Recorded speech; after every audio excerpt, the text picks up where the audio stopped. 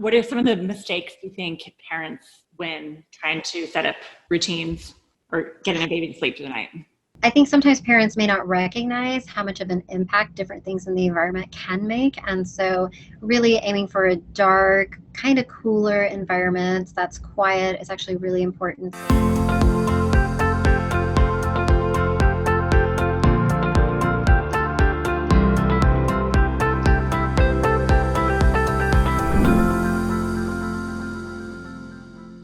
Thank you for coming, Dr. Paruthi. I think sleep to me is, I'm very passionate about. I think it's one of the most important things that I've done for my kids in general. To really kind of help babies be successful at sleeping, we definitely recommend that we do a good bedtime routine.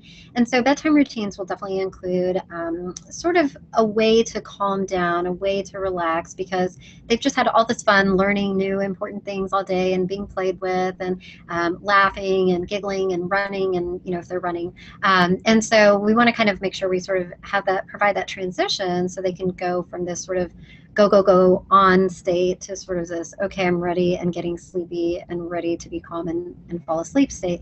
And so having a bedtime routine is absolutely fantastic. So whether that includes a bath and maybe even a bedtime snack and reading some stories or looking at picture books, these are all very important. A lot of parents will include prayer or songs and then tuck their child in.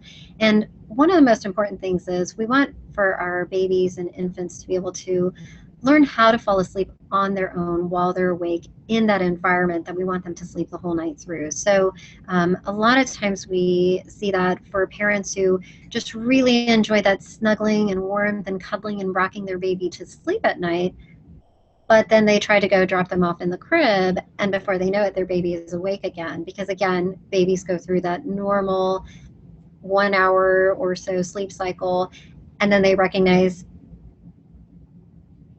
where did my parent go? And so then they fully awaken and call out for mom or dad. So you recommend putting them in their crib or bassinet versus sleeping, the co-sleeping? Exactly. So we know that co-sleeping can be dangerous, especially if a parent unintentionally, tragically just rolls over their baby. And so we absolutely recommend no co-sleeping, especially in that very first year of life. What are some of the mistakes you think parents when trying to set up routines or getting a baby to sleep through the night? When it comes to bedtime routines, we want to make sure that we've sort of done everything optimally. And I think sometimes parents may not recognize how much of an impact different things in the environment can make. And so really aiming for a dark, kind of cooler environment that's quiet is actually really important. So I always recommend blackout shades if parents don't already have those on the windows, because many children, since their eyelids are so thin, even that one ray of sunshine, it sort of like hits them and they're like wide awake. So we really want to make sure that environment is really dark, so we don't have too many early morning awakenings. Also making sure that the room is cool. So sometimes we have a tendency maybe to put a lot of layers on our babies and sort of make sure they're all bundled up in their little sleep sacks. And so we want to make sure that we regulate the temperature so that way they're not too hot or too cold, but that the environment, and looking at different research studies, probably somewhere in the range of 65 to 72 degrees is a really nice optimal room temperature overnight. The other thing is, I think, making sure that the baby has what they need during the night. So for babies who use pacifiers and say their pacifier falls out of their mouth when their bodies are totally relaxed and they're asleep, and then they can't find their pacifier and then they cry because of that. So making sure that there's even like 10 pacifiers in the crib, so that way no matter which way their little hands reach, they sort of land on one, they're able to put it back in their mouths and be able to self-soothe for the rest of that next sleep cycle and so forth. And there are some babies that, if they don't use pacifiers, even putting some really simple, very safe, flat kind of teething toys in there, we just want to make sure anything that's in the crib with them just wouldn't harm the child, so that they wouldn't suffocate from it or accidentally cover themselves up with it like that. But even putting things like board books into the crib is okay too. So that way if the child sort of rolls over, they see it, maybe they sort of flip through it for a minute or two, but then they have enough sleep drive that they're able to resume sleep again without calling out for parents. Making sure that that environment is really conducive to sleep is really important. We get a lot of questions about sound machines, and I think that the most important thing about sound machines is that they're not too loud and they're not too close to the baby's head. And so, but it can be a very important thing to consider, especially if baby's going to sleep a lot earlier than, say, older siblings, which are who are still making a lot of noise throughout the house. So absolutely, sound machines can be very useful in the right situation.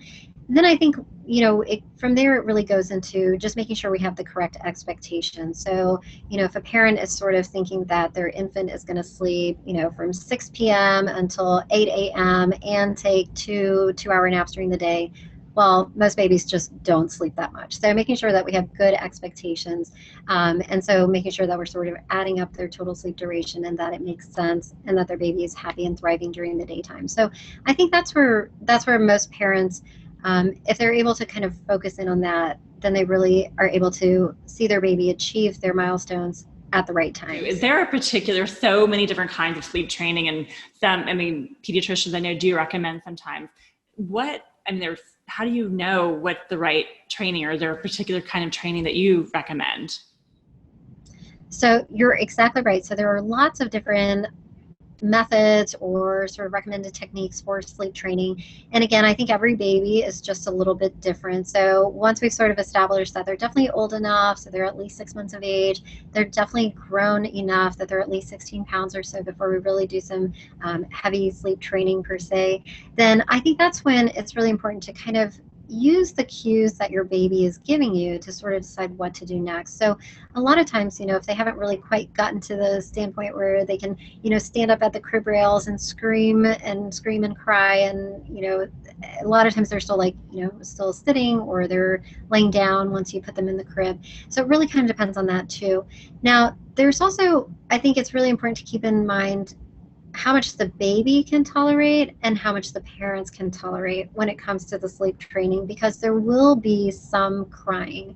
Babies just don't have another way to communicate with us, and so that's really their only way to let us know that they don't like these new rules that we've put in place, or that they're very unhappy. And really, I think from a baby's perspective, babies love their parents. They provide all of their support and their care and happiness, and so babies think, why is my parent banishing me to this other room and in this other sleep space, and why can't I be with them? And so it is a lot of that love, but also maybe a little bit of that fear of missing out. I always wonder, do babies have some FOMO? And so I think, when it comes from that perspective and parents really realize that it's their child really just wanting to be with them, I think we can approach sleep training with a little bit more love and compassion. I think that's really important, because there will be some crying involved. So then it sort of becomes how parents want to do that. So some parents have tried the kind of original extinction that was described, which is where the Ferber method is kind of another name for it, where we sort of tuck our babies into the crib, we close the door, and we do not respond unless there is, a risk of danger or a safety issue, or that they might appear to be getting sick or something like that. So for some parents that works great, for other parents it doesn't work great. And really, I always think that if you've tried a sleep training method and you've really done your due diligence and you've tried it very consistently and regularly for a full week, and you just weren't making any progress, then that method is probably not going to work for that family. And so maybe then we sort of move into more of a graduated extinction model, where that will involve more of the check-ins. And so and there is no set perfect check-in interval. So some parents will sort of do a gradually lengthening check-in model. So they might go 30 seconds, then they might go check in 1 minute, then they might go check in 2 minutes, then they might go check in 4 minutes, and then kind of use that interval for a week or two, and then kind of lengthen that time period out the next week. Some of our parents will do a 5-minute check every 5 minutes and do that. But I think the important thing with check-ins is that they are very brief. So we always recommend that check-ins are less than 30 seconds, that we try to leave the baby in the crib. So we just kind of pat them, kind of comfort them, maybe even help them sort of lay back down. And probably most importantly is avoid the eye contact, because then we really feel it. And so, the goal is that we want our baby to be able to learn to get a good night of sleep. And so we're not harming them, we're just helping them learn sort of that next step. The other thing I find that's really important is that when babies are crying, they're really just seeking out their parents. And so one of the methods we've tried is even having a parent who is doing the check-ins, but when they're standing right outside the room where the baby can't see them, that they are just still talking to their baby. So very calmly, very soothingly, sweetie, these are the new rules. You need to learn how to fall asleep on your own. You're perfectly fine. Mommy's right outside the room. I'm here if you need anything. But these are the new rules and you're going to do great. We just need you to sit down, lay down. You're going to be fine. So kind of that very repetitive, continuous, soothing voice, very calm. Because as we all know, sometimes when our babies are screaming, they will kind of intermittently stop and check to listen. Hey, is my mom there? Is my dad there? And so that kind of helps break up some of that screaming as well. And so when that baby has that reassurance that mom is right there, maybe they can't see them, but mom or dad is right there, then that may also help sort of speed along that sleep training process. How long does a baby need to cry? Ooh, this is a very interesting question. So we don't actually have very good data to say that, is there a set number of minutes of crying that's too much or, and so there is no really great answer. I think a lot of it depends on parents' tolerance. So as an anecdote, my husband can tolerate maybe about 3 or 4 minutes of crying, whereas I probably could do about 45 minutes before even I was like, okay, this method isn't working for us. And so I think that is a very family specific answer to that question, because sometimes we have where maybe we have a new baby in the house and the sleep training involving the sleep crying might wake up older siblings, and so there's that concern as well. So it really just depends for every family. And then what about all the research? There's too much information online that those articles that say if you let them cry that it's will damage them long term. So as of right now, with the literature and evidence that has been published, we understand that there is no difference in anxiety or separation anxiety down the road. So we know that babies that were cuddled and rocked and put to sleep, and they might have had more awakenings initially versus babies who were sleep trained with the cried out method, we do not know of any difference long term. So yeah, I definitely think it helps sometimes, and sometimes you need, it's kind of like teaching your baby to self-soothe, and sometimes, as you were saying, they might need to struggle a little bit to help learn how to do that. Is there one piece of advice that you think would be important for a new parent to know, or a parent who's struggling to sleep to know? Right. So especially when we have babies and these infants who are becoming toddlers, and I think sometimes we can be very sort of frustrated and feel very helpless and hopeless when our babies are not sleeping through the night. But I think that it's very important to recognize that there is that light at the end of the tunnel. And sometimes we do have to ask grandparents, how did we sleep when we were children, when we consider the parents sleep, because often things do run in families. So I think most parents can be reassured that they have eventually become good sleepers. So their babies will become good sleepers. It's a matter of just how they sort of proceed along that journey. And so there is always the light at the end of the tunnel. I think that's a very important thing to keep in mind.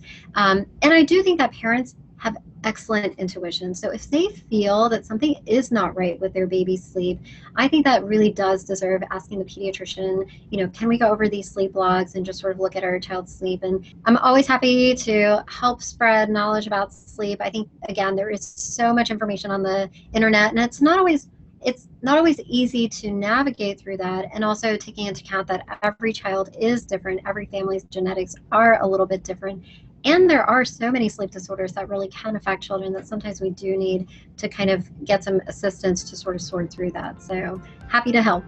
Okay, great. Well, thank you very much. Yeah, okay, thanks, bye.